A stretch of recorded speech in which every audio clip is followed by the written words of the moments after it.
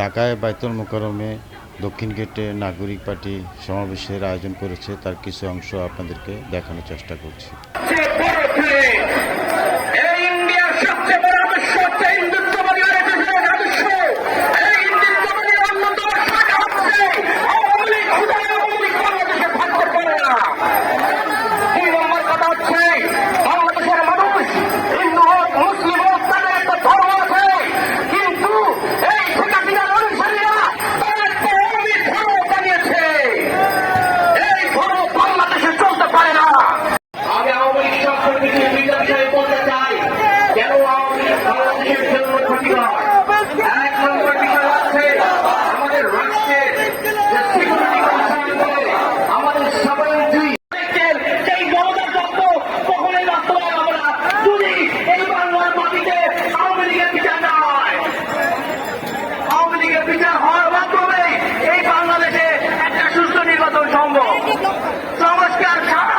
বাংলাদেশে কোনো নির্বাচন হবে না এবং আমরা বলতে চাই আমাদের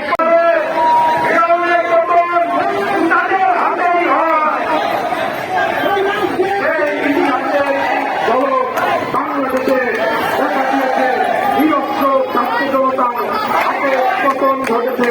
21 শতকে সবচেয়ে ভয়ঙ্কর ব্রিটিশ রক্তচোষা হাসিনা তার এই বাংলাদেশে রাজনীতি করার ন্যূনতম অধিকার তো নাই। সে দেশে আসবে শুধুমাত্র একটি কারণে, তার ফাঁসির দড়ি গলায় পড়ার জন্য। এই বলে আমি আমার বক্তব্যকে এখানে শেষ করছি। ইনকিলাব জিন্দাবাদ।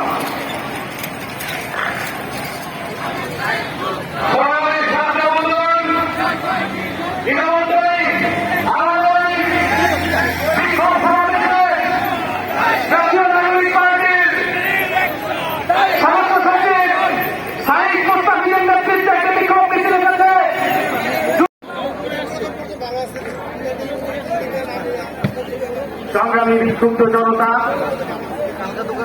আজকে জুলাই আগস্ট অভ্যুত্থানের এতদিন পরেও আমরা যে গণহত্যার বিচার চেয়ে রাজপথে নেমে আসবো, এই চিত্র আমাদের জন্য লজ্জাজনক। আমরা মনে করি বিগত 16 বছর ক্ষমতায় আসার পর থেকে ক্ষমতার মসনদকে শক্তিশালী করবার জন্য ফ্যাসিস্ট আওয়ামী লীগ সর্বপ্রথম আমার দেশপ্রেমিক সেনাবাহিনী এবং বিডিআরদের উপর হত্যাকাণ্ড চালিয়ে সর্বপ্রথম ভারতের প্রেসক্রিপশন বাংলাদেশে বাস্তবায়ন করার নীল লক্ষ্য করেছে।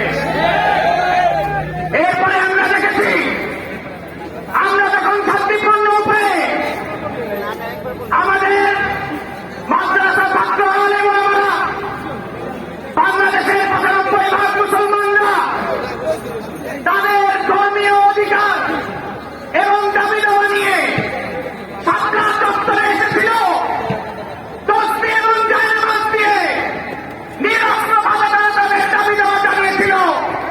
সেই নিরস্ত্র নিরীহ মাদ্রাসা ছাত্রদের উপর নির্বিচারে গুলি করে হত্যা করেছে আওয়ামী লীগ।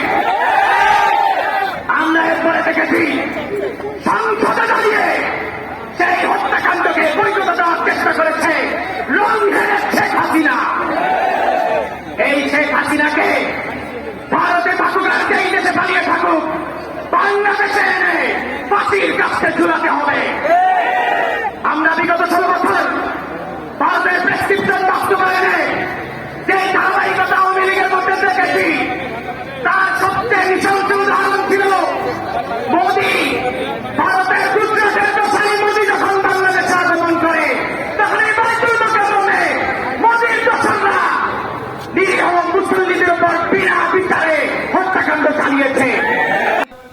জাতীয় নাগরিক পার্টির নেতৃবৃন্দরা বলেছেন যে আগামী যে নির্বাচন হবে তার আগে আওয়ামী লীগকে নিষিদ্ধ করতে হবে।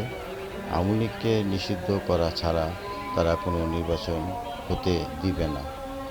বায়তুল মোকাররমের দক্ষিণ গেট থেকে এস এম সরকার, NSTV, ঢাকা।